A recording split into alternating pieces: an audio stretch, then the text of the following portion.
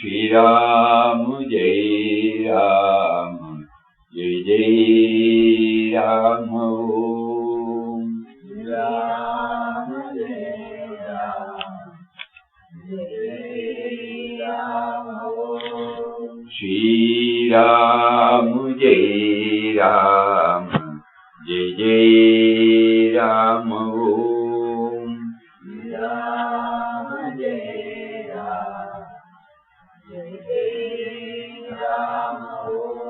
Shri Ram Jai Ram Jai Jai Ram Om.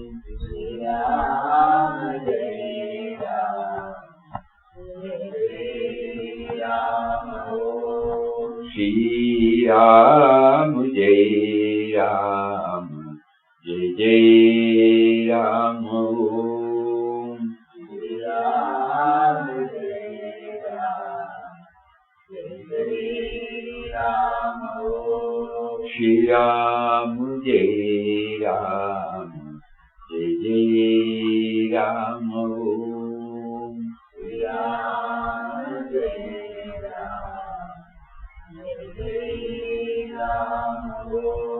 Shri Ram Jai Ram Jai Jai Ram Om. Shri Ram Jai Ram Jai Jai Ram Om.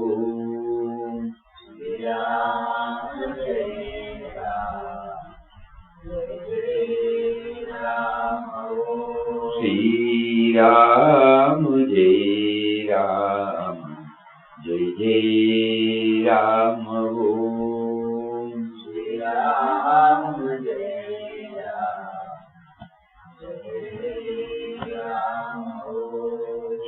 Shri Ram Jai Ram Jai Jai Ram Om. Shri Ram Jai Ram Shri Ram Jai Ram Jai Jai Ram Om.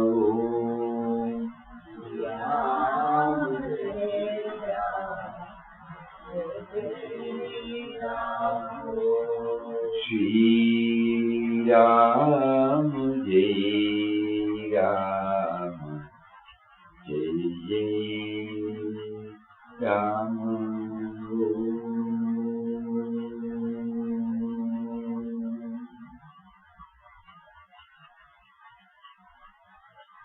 Shri Ram Jai Ram Jai Jai Ram. Hari Om everybody. As prompted by him, we were trying to dwell upon as to how a man of steady wisdom behaves. How does he express himself? On our behalf, Arjuna put this question before Lord Krishna, because this steady wisdom is necessary in all levels of our life. Not vacillating, not infirm. In any field, if one has to bring out the fullest capabilities, he should be always steady.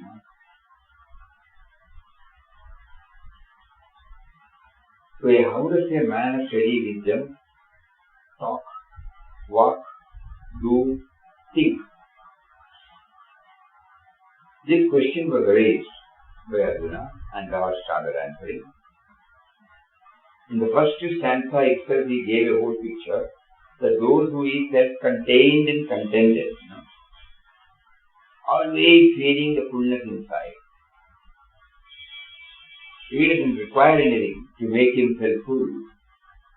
Normally, every one of us feels a sense of inadequacy or insufficiency or incompleteness, and whatever we do is ultimately firstly motivated by this one to make me complete. I find something is missing, so with this I will make it complete. This is how every activity is generated from this. So here this man of steady wisdom will always be full. So it doesn't mean he will be keeping quiet. He will be doubly productive, creative, but there is no binding. It becomes an automation, it comes spontaneously.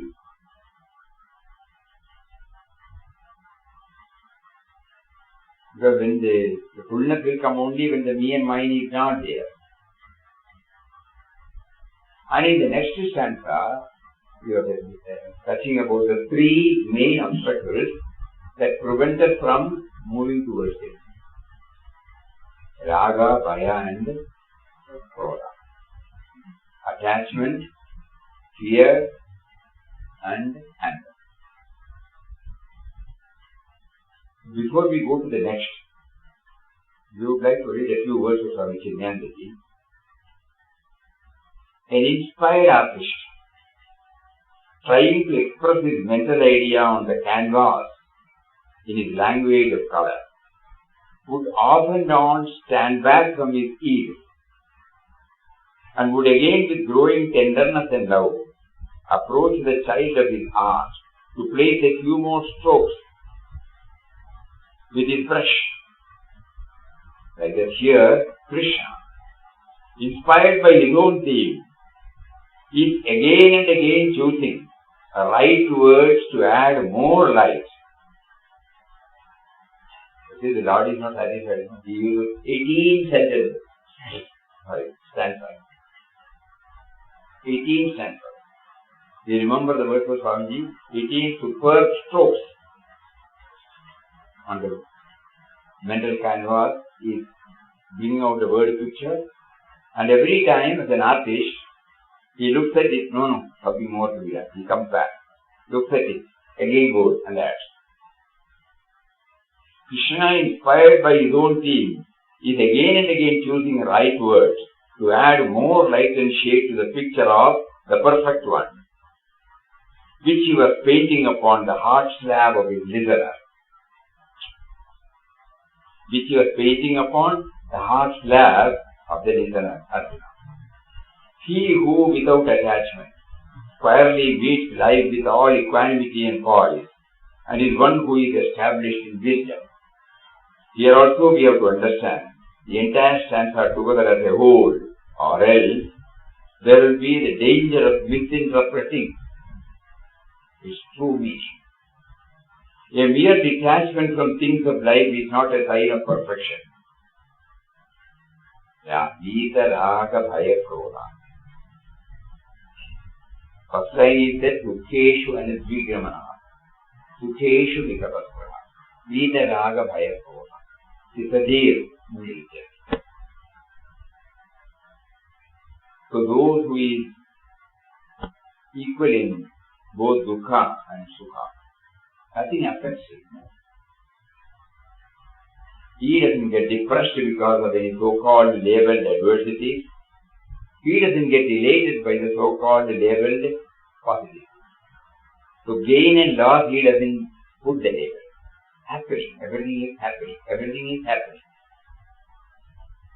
No prefix, no suffix. So it doesn't affect him at all. So we are trying to now idealize, We are subject to this always, ups and downs. That means the steadiness has not come to us. So a man of steady wisdom is he who is equal both in Sukha and Sukha. Then Vita Raga Bhaya Krodha, who is free from attachment, fear and anger. So here he elucidates that merely detachment, no. Anybody who is Sadhana, even Sudha. Mere detachment from things of life is not a sign of perfection or a true discriminative understanding. But many unintelligent enthusiasts actually desert their duties in life and run away hoping that in the quietude of the jungle they will gain their goal, since they have developed a perfect detachment from the sensual world. Arjuna himself had expressed earlier that he would renounce the call of duty in the field of activity, and by that retiring into the quietude, Pandava hero hoped to reach the perfection and peace. To persuade Arjuna away from this calamitous mistake, Krishna started his discourse very seriously in the second chapter.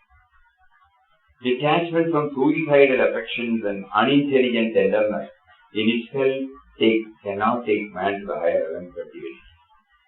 The detachment from the world outside must be equally accompanied by a growing balance in ourselves to face all challenges in life.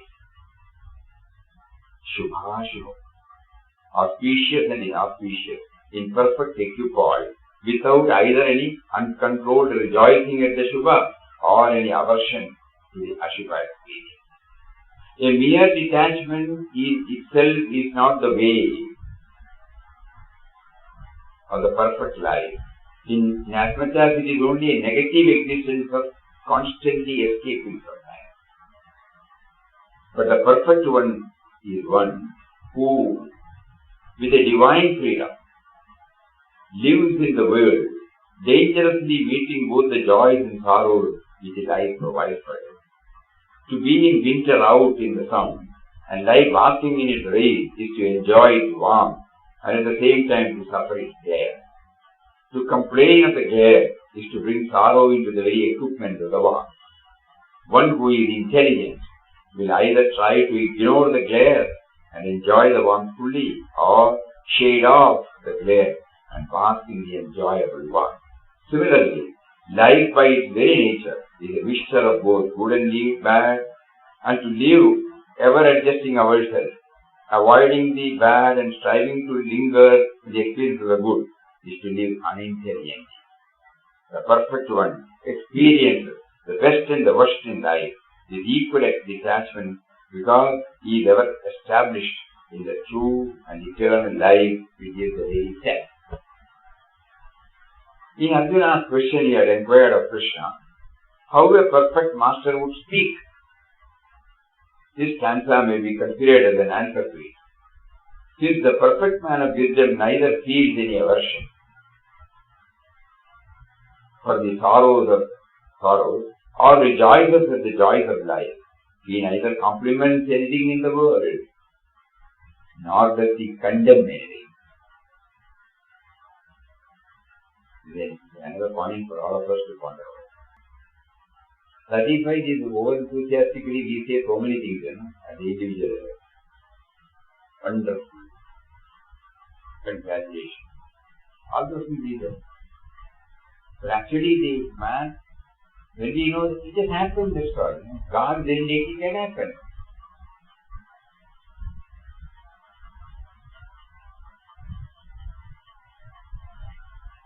But when somebody expects, we show them in, in our body language.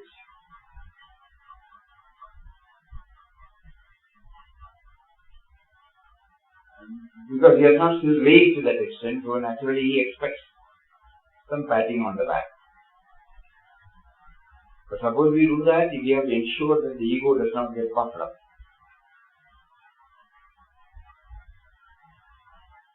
It's a very important thing for all of us to remember this. He neither compliments anything in the world, nor does he condemn anything. To him everything is wonderful. He sees things as they are, uncolored by his own mental moods.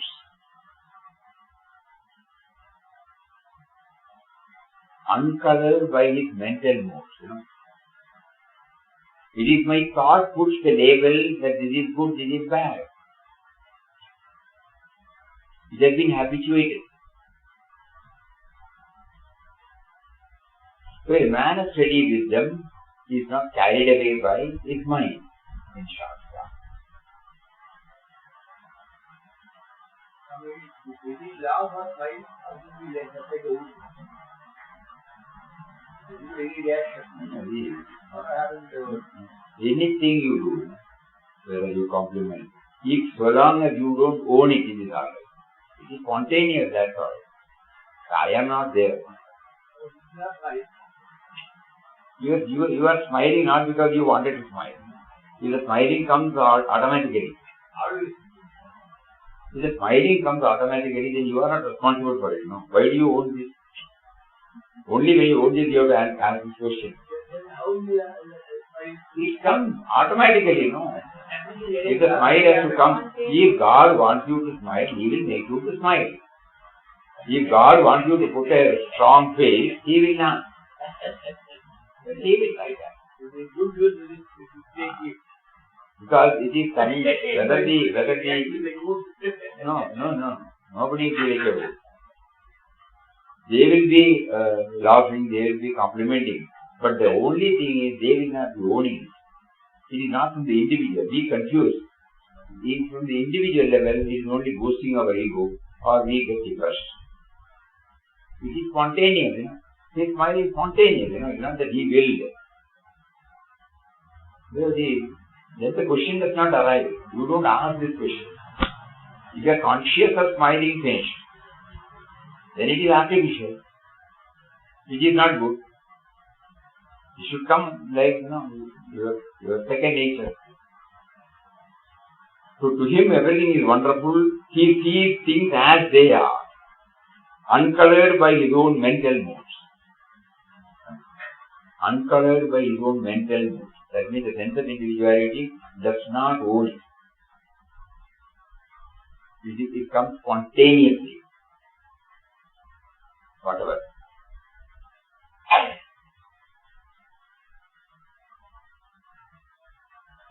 Such a perfect one is beyond all the known principles of behaviorism or the Western psychology. Such a perfect one is beyond all the known principles of behaviorism. You should behave like this, you should behave like that. There are So I laugh.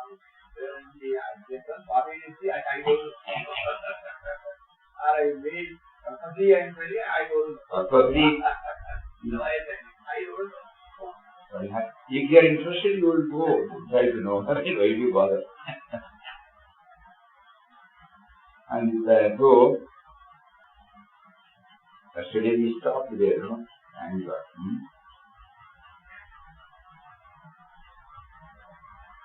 ये सर्वत्रान अविस्नेय तत्प्राप्य शुभाशुभम नाभिनंदति न द्वेष्टि तस्य प्रज्ञा प्रतिष्ठिता. One who is everywhere unattached, not pleased at receiving good, nor vexed at evil. Also, the Naga means attachment. So again, unattached. What are they or different? Anavishya, Anavisneya. Tattat prajna, tattat prapya shubhashubha. Shubha and ashubha. Shubhashubha. Navinandati nadveshti. He who, whenever favorable things happen, is not elated. And whenever unfavorable things come, is not depressed. Such a one has the control of mind. If we closely analyze, we will find that when we submit ourselves to the higher power, then only this will happen. No? Everything is built by him. So who are we to put a label? This is good, this is bad, this is gain, this is loss, this is positive, this is negative. God will.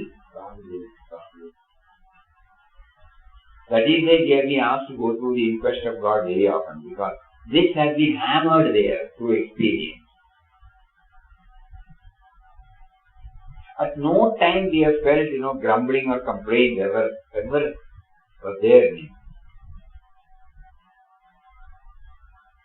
When he is received by somebody, when he is not, he is insulted by somebody, whether he has been asked to get away, when he has offered a seat,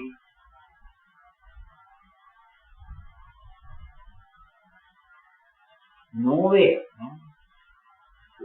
When Mataji wanted us to read again and again and again in Inquest of God, the purpose is to hammer this into our mind. That we want to put, as Chinmayanandaji said, this, he thinks as they are, uncolored by his own mental moods. Such a perfect one is beyond all the known principles of behavior.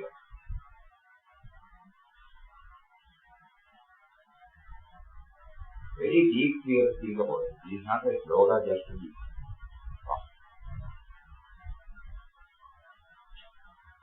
So whenever unfavorable things happen, not depressed. Whenever favorable things happen, it's not elated. Such a one has the control of it. Whatever said and done, all of us come to this category. I got it immediately. If that sign is there, you will get depressed when something is not attained, definitely. He can say, by His grace, there was no problem, he got it. This time, He revealed that we should try it again. He made us to use that attitude. Accepting everything as they are. Even if we are not reached, yesterday we saw, Swami is little. That knowledge, even a little, can destroy the pettiness.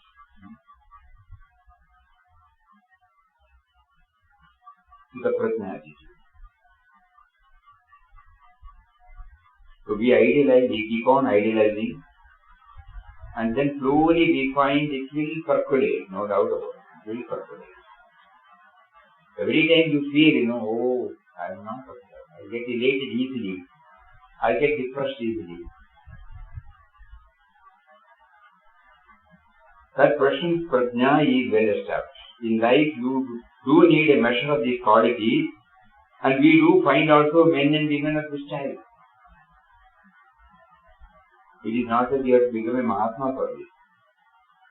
First, Mahatmas inspire us by their very life. And when we slowly start appreciating, that means there is an inner alignment. Then we try to see the same thing in everybody. And wonderfully, God mysteriously brings us in contact with such person who stands firm, or who stood firm, even in the worst of circumstances. Same attitude, unruffled and unperturbed. They may not talk philosophy. They may not use tall words or big words. But in their life, you immediately recognize they have got the steady with them. So we have the capacity to study the situation and discriminate before reacting. When we exercise that quality, we get this kind of stability of our buddhi. More and more. And so the next sloka present, for example, one of the famous examples of the Vedantic literature. Yada samharade chayam urmanganiva sarvashaha indriyartebhyaha satya prajna pradishta. When also, like a tortoise drawing into its limb, one can completely withdraw the senses from their sense objects, his or her wisdom becomes steady. Tortoise. We have studied the tortoise. Whenever it senses some trouble outside, it withdraws itself within its shell. And nothing can harm it there. It knows when to withdraw. It knows when to come out. So we have to develop this capacity of the tortoise to withdraw into oneself and later come out. Yada samharade chayam urmanganiva sarvashaha. As a tortoise withdraws all its limbs and protects itself, similarly, indriyartebhyaha. We have to develop the capacity to withdraw our sense organs from the sense objects and come out later. Sense organs, they are attracted to the sense objects. The moment we feel it is running after us, we have to exercise our control. How do we do that? Because over so many years, we have developed an aptitude, we have developed an attraction for certain things. How to do that? Here a man of steady wisdom will not. So he says we should exercise the power, indriyartebhyaha, to withdraw from it.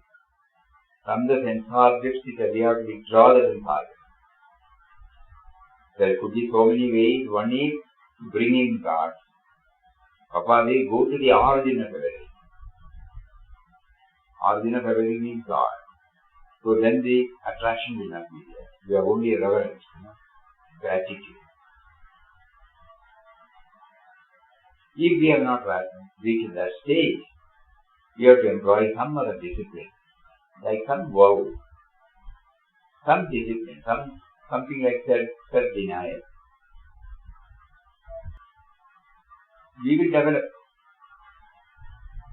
We know how to live, somehow we have to, the attraction, is galloping and mounting up, and you feel you are likely to lose your balance. So immediately we have to change the train of thought. No other way. You might be knowing that when a person is taken or rarely goes by himself, normally is taken to de-addiction center for the alcoholic. And when they go through the whole course, and suppose they get some control over this, they form a group called Alcoholics Anonymous, AA. And so all those who have left to the de-addiction center will exchange their numbers, telephone number. We knew it because we happened to meet one of such numbers. We were discussing, after a long time we were meeting him in Bangalore, in a mall. He has got everything is available. Supermarket. He has got a supermarket. We were very happy because we knew that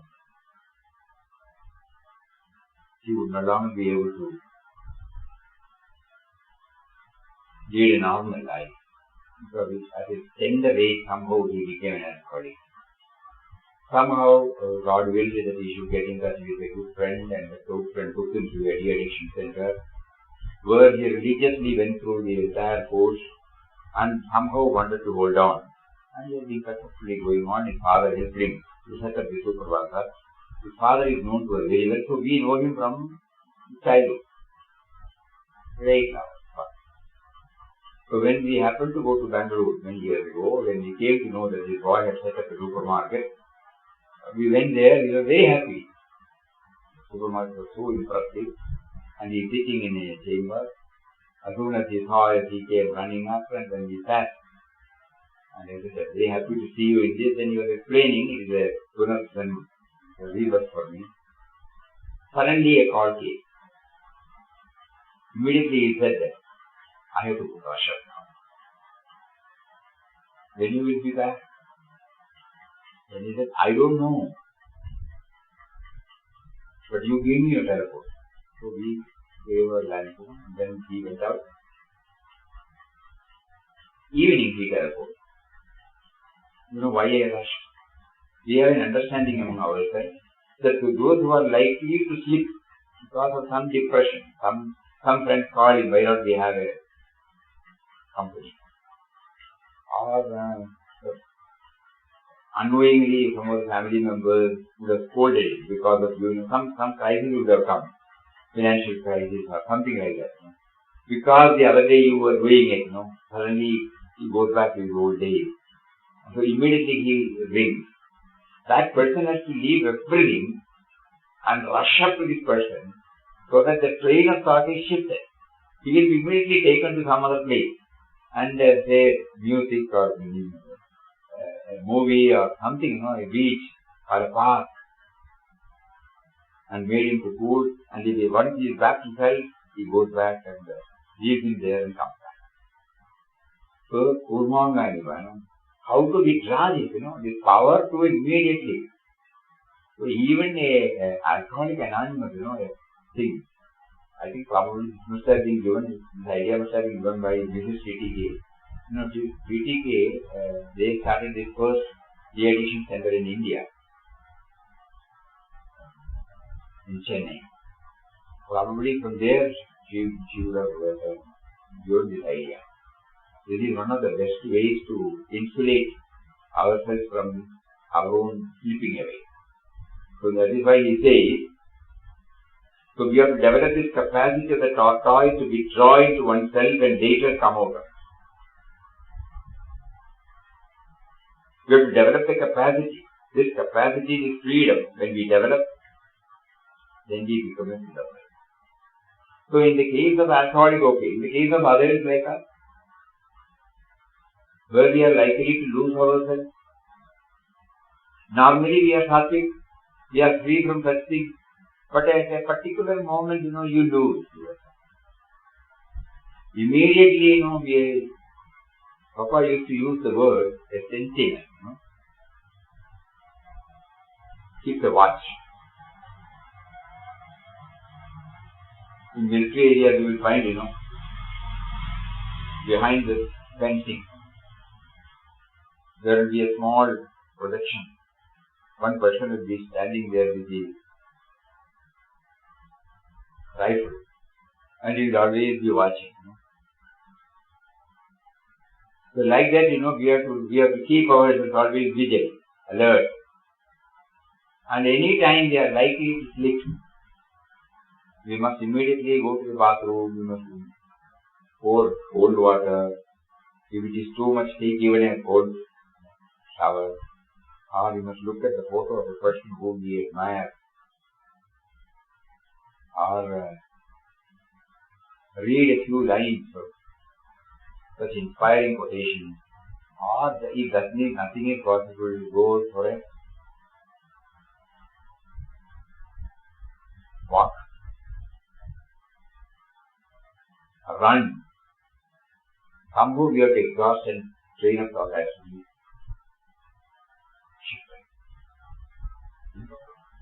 We are not hearing the sloga meaning here. Through Arjuna, our question has been raised to the Lord.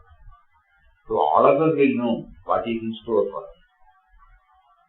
Here he says, like a tortoise, you have to try how to reach out. How much observation of animal behavior you will find in us. Animal. The Mahabharata, Ramayana are full of observations of animal behavior. And how we can learn lessons from the behavior of animals. Animal stories are plenty in our literature. It has gone to various countries from India. These animal stories which inspire our children all over the world, even grown up. Then comes the next verse, which is a verse containing a deep psychological study of the human mind. Vishaya vinivartande niraharasya devinaha rasavarjam rasopyasya param drishva nivartate.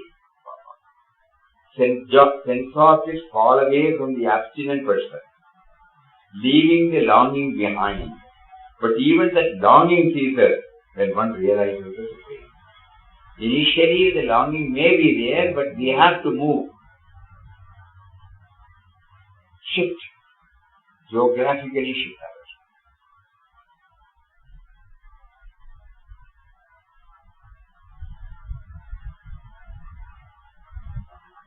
Every word is full of meaning. Before that, one more. In the theory of perception in Vedanta, the mind bearing consciousness goes out through the sense organs to the sense objects, and there it takes, as it were, the shape of sense objects, and then the individual mind comes to the knowledge of the object perceived. This idea is very figuratively put in the Upanishad, that the light of consciousness, as it were, beams out through the 7 holes in the cranium, each special beam illuminating only one specific type of object. Thus, the light that passes through the eye is capable of illuminating only the forms and colors, while that which emerges through the ears illumines the sound. In the material world, we can take the example of the electric light that comes through an ordinary bulb, illuminating the objects in the room, while the light emerging from the X-ray bulb penetrates through the form and illumines things that are ordinarily not visible to the naked eye. This bulb, this tube, and the X-ray. Here it is illuminating everybody. In X-ray, only that person.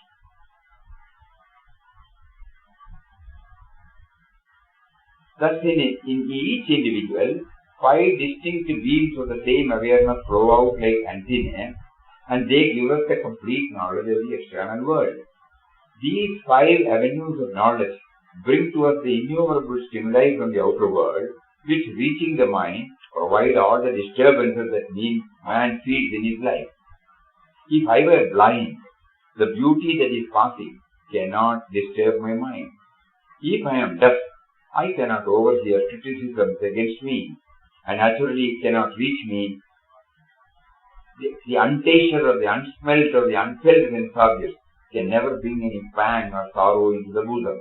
Here Krishna assures Arjuna that a man of steady wisdom is he who has the ready capacity to hold back his own senses from any or all the fields of their action. This capacity in an individual to withdraw his senses at will from the fields of objects is called the Yoga Shastra as Pratyahara, which the yogin accomplishes through control of breath, pranayama. Pranayama, Pratyahara.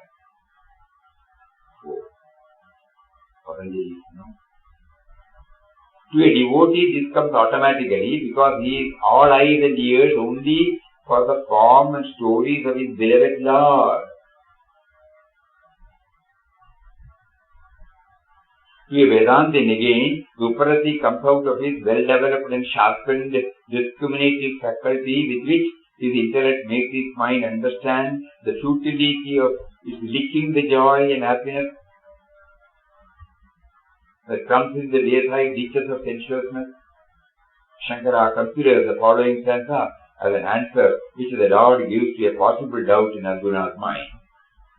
Now, even the senses of a man who is ill and consequently not able to partake of the sensuous objects are seemingly under control, but the taste for them does not thereby cease to exist.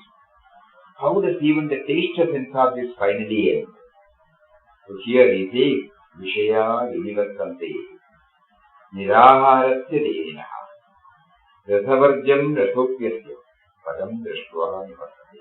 The objects of the senses turn away from the abstinent man, leaving the longing behind, but his longing also turns away on seeing his obeying. Every word is full of meaning. We can study the human being from the surface, but that won't account for his or her activities, successes or failures. If we can go deep into the human system and find out and discover what forces are acting there, then we can establish a more stable personality. Just like in modern Western history, there was supposed to be an era of enlightenment up to the beginning of this century, based on rationalism of the human mind. But a true depth study of human mind was thoroughly undertaken over 4,000 years ago by the sages of the Upanishad, who discovered the shining truth of the ever-free and immortal Atman, the self behind the subconscious level and behind also the sense-bound ego or self. This exposition of human life and destiny in the Gita is entirely based on the science of human possibilities of the Upanishad. In the Gita, the depth knowledge of the human psyche is taken to the highest. Vishaya Vinivartante Niraharasya Devinaha. Dehi, the embodied human being, I shall not eat today.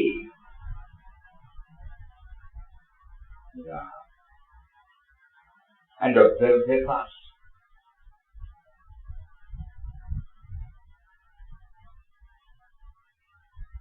But the question is not truly fasting. Craving for food is very strong in the mind. Thus, with respect to every sensory craving, by taking away the sense objects from your front does not make you a self-controlled person.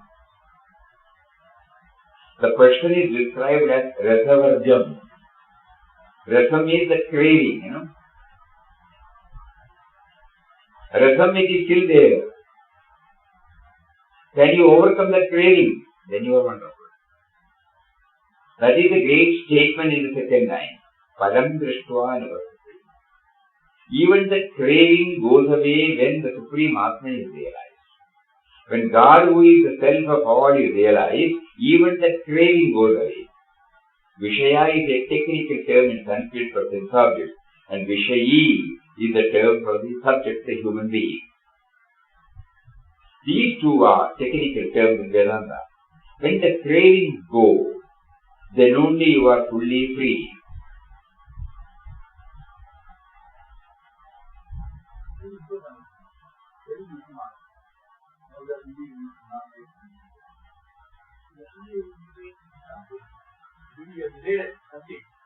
Very starting about immediately when you start, suppose you have not taken any fasting, and first day you feel like taking fasting. It is delay in a certain way. Because nobody has asked you to take on fast. Your own discriminative faculty will tell you why you have taken to fast. There must be a reason, no?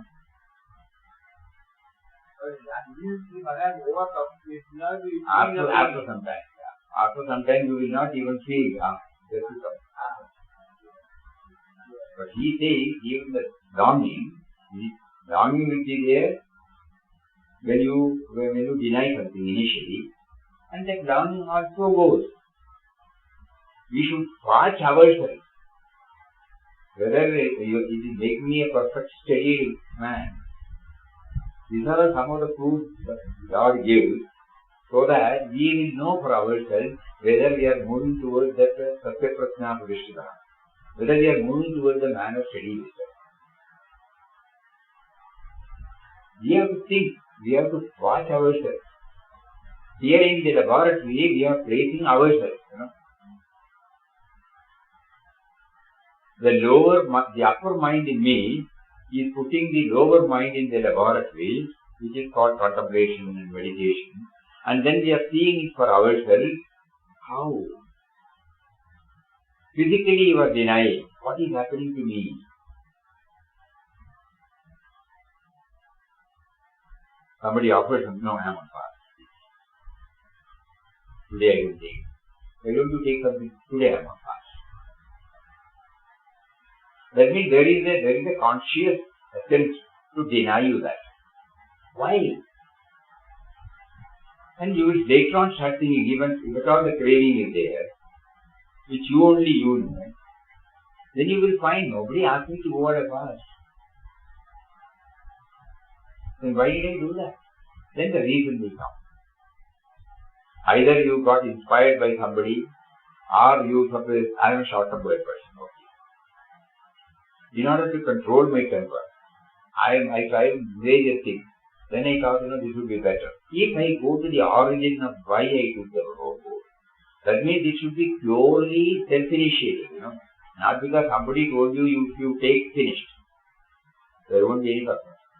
So first you self-denial, and then self-denial comes why? Papa started self-denial because he wanted to concentrate more and more on God. He thought, if I eat well, I will become sleepy. If I lie down on a first-class mattress, I may sleep. If I start wearing colorful dresses, that will go from one to another. So like that, for the sake of discipline, I will stop this. You know why you are doing it. You wanted to be in God's thought more and more. You wanted to control your anger. You wanted to control your... So many negativities are there in our mind. So like that. Lust, greed, wrath, everything. So you impose certain restrictions. The craving, 100% we cannot say it is gone. But later, when we associate with God, when we bring in the God dimension, then only it becomes complete. That is what Lord here completely says. Clearly. Maybe outside you don't have craving. Deep inside is very there. You have to be very careful. Vishaya. That craving goes away when the Supreme Atma is realized. When God, who is the self of all, is realized, even the craving goes away.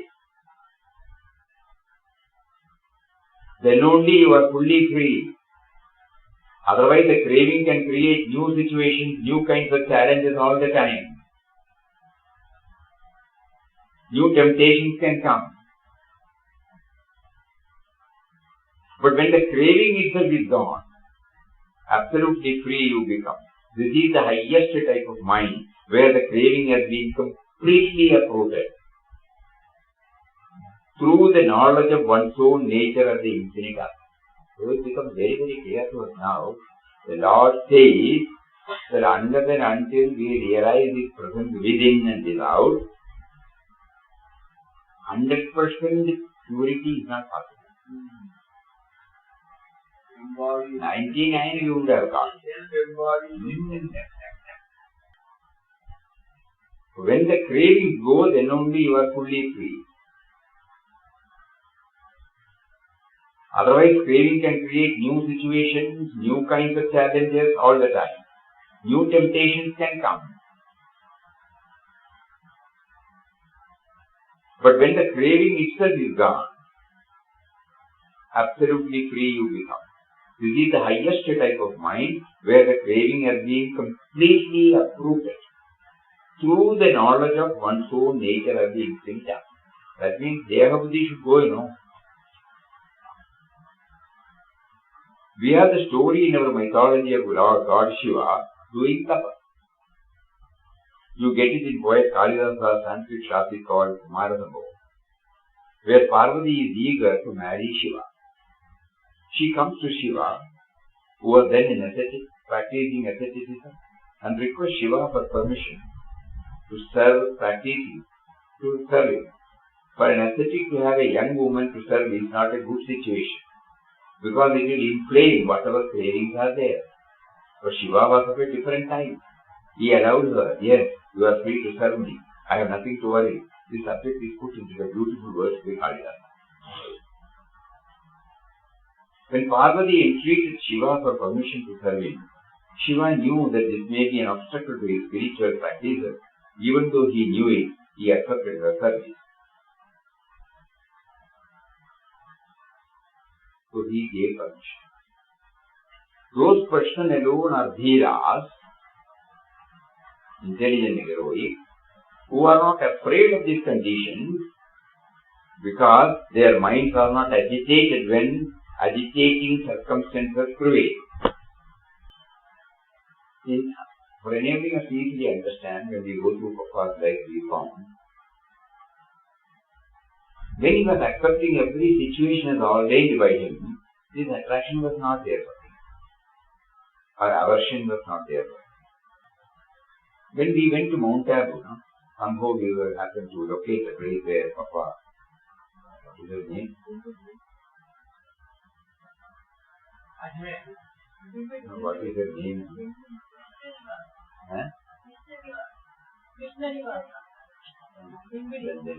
The name of the lady, Elizabeth Sharpe. She has been requesting Papa to stay permanently.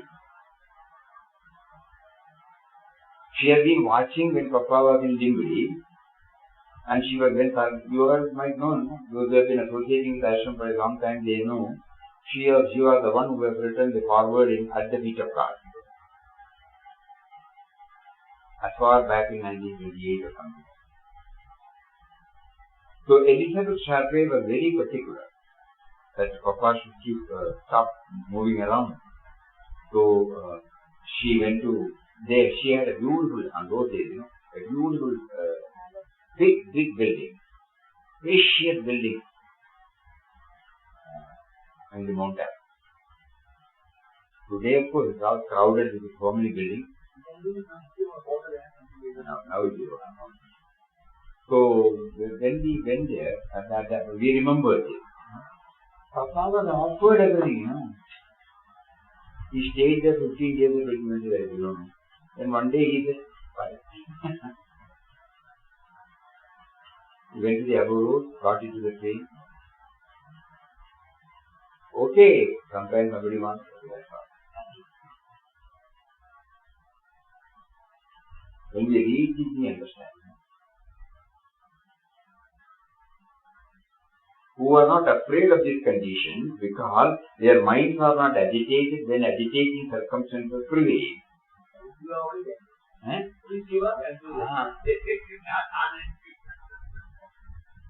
So this truth, even the craving goes away when the Atma is realized. Shiva knows his own Shiva nature, infinite, immortal. As the Samudra Manthan myth tells us, even drinking the poison rising from the churning of the ocean did him no harm at all. And Sri Ramakrishna says in the modern age that every human being has that Shiva nature and the service of the jivas as human beings is worship of Shiva.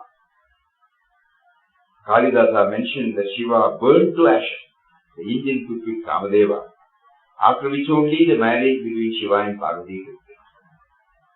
And after Parvati herself had undergone severe penance. Thus, this Shiva's acceptance of her presented by the poet in another great word. He said, from now onwards, Shiva says to Parvati, O blameless one, I am your slave. You have purchased me through your austerity. When Shiva, who has on his head the crescent moon, said this, she overcame all stress and strain caused by the rules of austerity. All strain and pain became recreated anew when they ate their fruits. Because of the spiritual greatness of both, Kalidasa has said at the beginning of his book, Shiva and Parvati, I salute as the parents of the universe. Jagadat Pitro Vande Parvati Parameshwara. Oh, what a wonderful pedigree humanity has.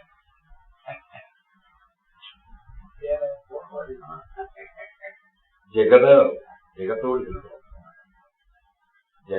Pitro Vande Parvati Parameshwara. What a wonderful pedigree humanity has. When the myth says it is the such people as parents. This truth is referred to by ancient Vedanta and Sri Ramakrishna in the modern age as the union of or absolute identity of Brahman and Shakti, Shiva and Parvati. God is impersonal, God is impersonal. Now this Gita sloga, therefore, is a challenge to everybody. Vishaya vinivartante niraharasya dehineha rasavrajam rasopyasya param drashtva nivartate. When the Supreme is realized, param drashtva, when you realize the ultimate, even the rasa or secret craving of the embodied being goes away.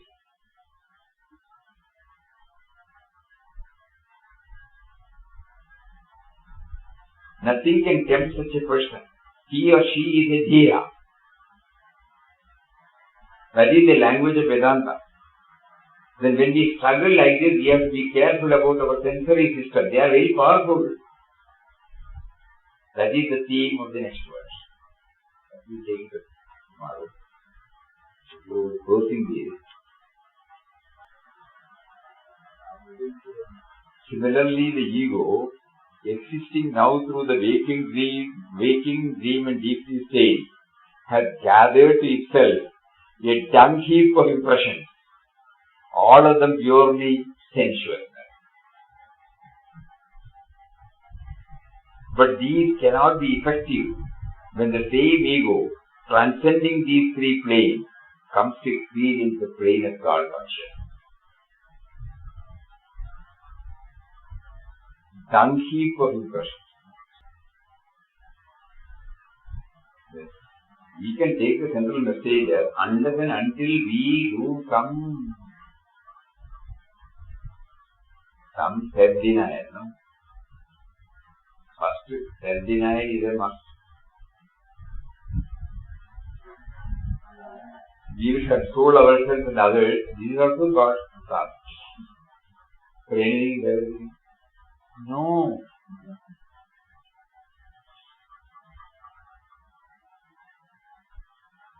Anything. There should be some self-denial.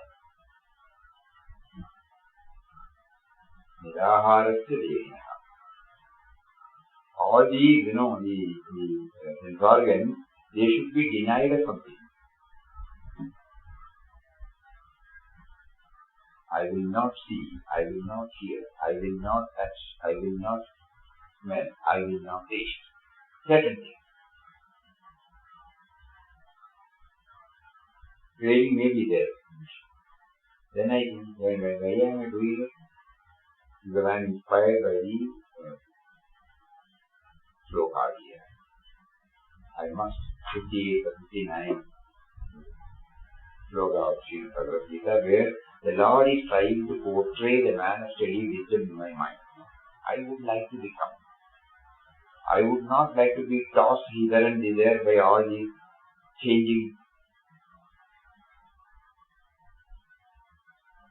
characteristics of the sense objects.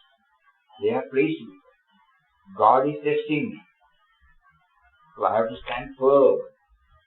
I will stand firm only when I am made to pass through the test. How will I know? Suppose I withdraw to a place where there is solitude and I keep on doing it. And the moment I come out and expose myself, if the craving is there, it will just come out. In the form of anger, in the form of anything. Then sure.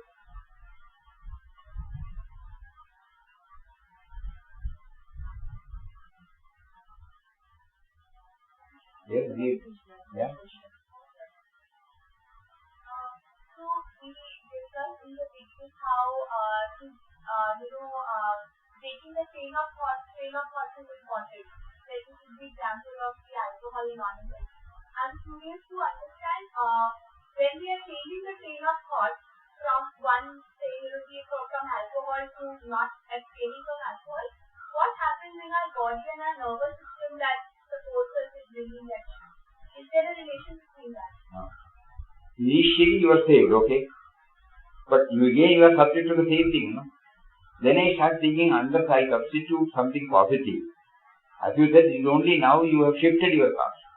That is not a guarantee at all. You have saved yourself, no doubt, from a physical fault or a psychological fault. But that is not the guarantee. So the guarantee is to think about it. The moment I start thinking about it, and knowing that these are all the obstacles that prevent me from knowing it, and I am avoiding this not for the sake of any physical fall or psychological fall, but I want to move towards him, and he is testing me through all these things. Then only it will become steady. The train of thought simply shifting, no, it has saved you, no doubt. Absolutely, you are saved. But again you can fall. Unknowingly you may fall. We have seen. But so what should be done? Unless and until we bring Param Drishva, now he specifically says that, unless we bring in the God dimension behind, I can pray to him, I am unable to control myself, please help me. So look at the image of your Ishta or Guru and pray to him. Slowly, then you say, you are seated in me, in my heart. Why are you allowing me to think on these lines? Why don't you make me aware that the fullness is there in you, in me? And why should I crave for something which will make me full? After all, temptations or all these things are only, at the moment I am not full, with this I will make myself full. Whereas the fullness is within me. And that fullness is called God.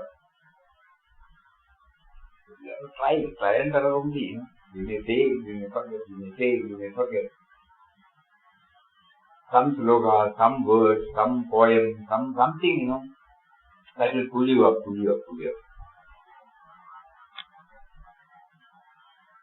So God thought is the base, Param Drishva. Beautifully, Param Drishva Nivartate. Nivartate turns away. Only when we turn ourselves towards him. So that means the Bhakti Bhava should be there, subservience to that higher power. It should be maintained somehow. Somehow we have to maintain. Not only during that particular period, You will not remember, So right from morning till we retire, wherever possible, whenever possible, we try to bring in this God damage. So that then you can, oh God, you saved me,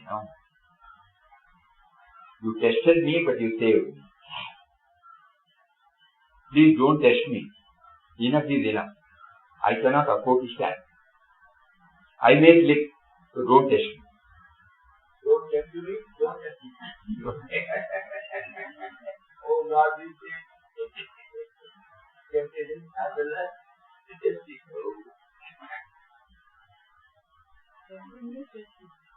You constantly have to keep on hammering the life.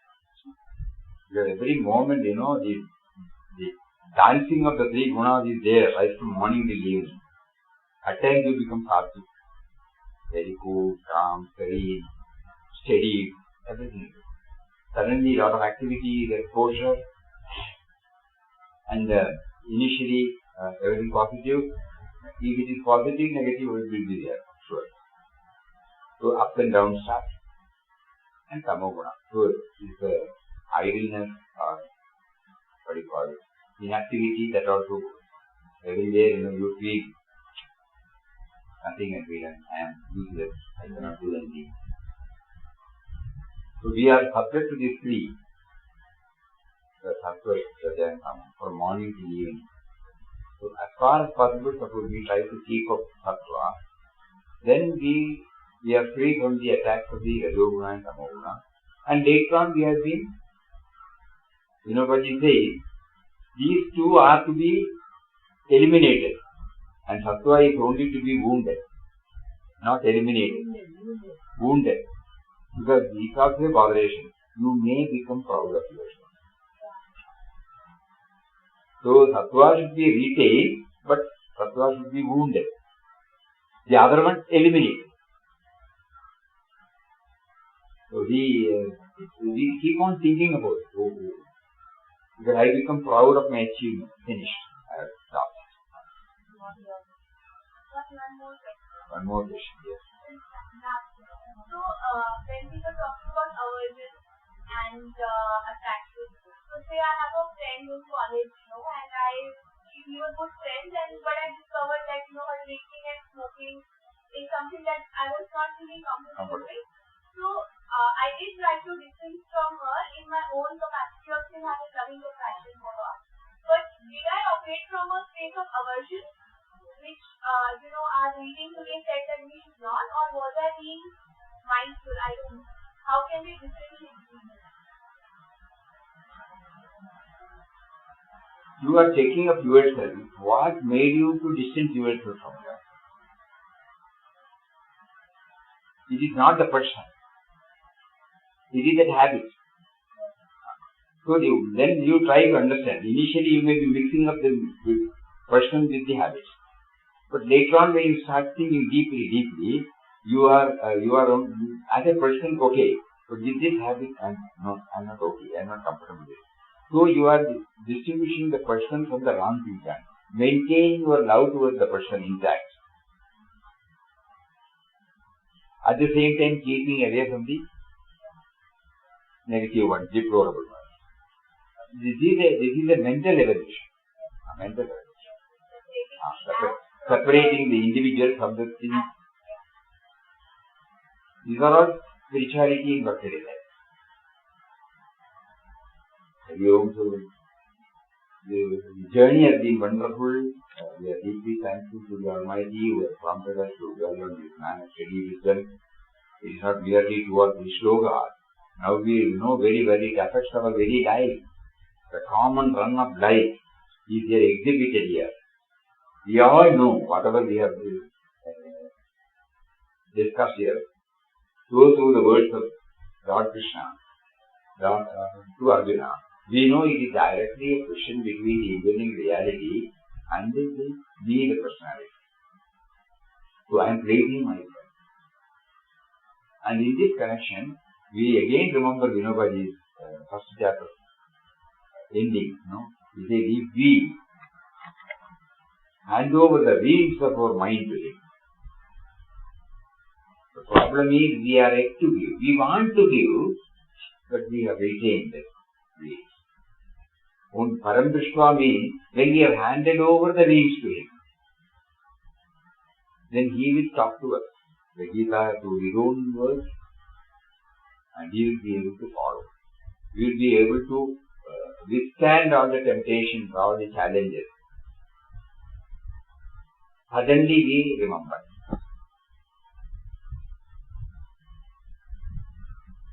Bhakti is the shield anchor. Through bhakti, the faith immediately comes in. Something you say. By that, you are connecting with the faith. Anandranji was once sharing. Time is over. In the previous report. Guruji,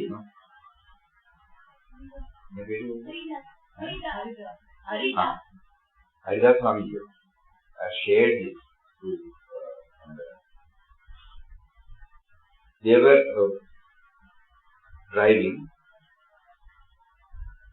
Suddenly another person was driving the car or some vehicle, rash right. So immediately the person who was sitting in the car said, he is going to end in some accident. Immediately we said, don't say that. God save him. So he said we should be so alert that even a negative thought does not go to, that will be instrumental for his own. Very, very touching. We all fall into this. Not that we have any aversion towards an individual. Automatically we say, oh, he is going to end. But Haridas Swami said, don't say that. Immediately you pray, We also remember one incident we have shared in Hyderabad when we were having this interaction with the teachers. When we were discussing something, one teacher got up and said, what can we do? Suppose we see in the midst of a traffic, an ambulance is going and the patient must be seriously sick. What can we do? Immediately another teacher got up. We can pray, Simple. Very, very thought-provoking for us. It may not strike to us. Not that we don't want to. It may not strike to us. At least we can pray, She should get relief in any form. We don't say this form, that form. She or he should get relief. So like that, this God remembrance should be kept up by us throughout. That is what is called his Param Drishva. So let us all pray to him who has facilitated everything for us to help us in remembering him, so that we are saved from all temptation. Finally get uprooted totally from our mind and we become aware of his presence. Ayo. Om Shri Ram Jai Ram Jai Jai Ram. Om Shri Ram Jai Ram Jai Jai Ram. Om Shri Ram Jai Ram Jai Jai Ram. Om Shri Ram Jai Ram Jai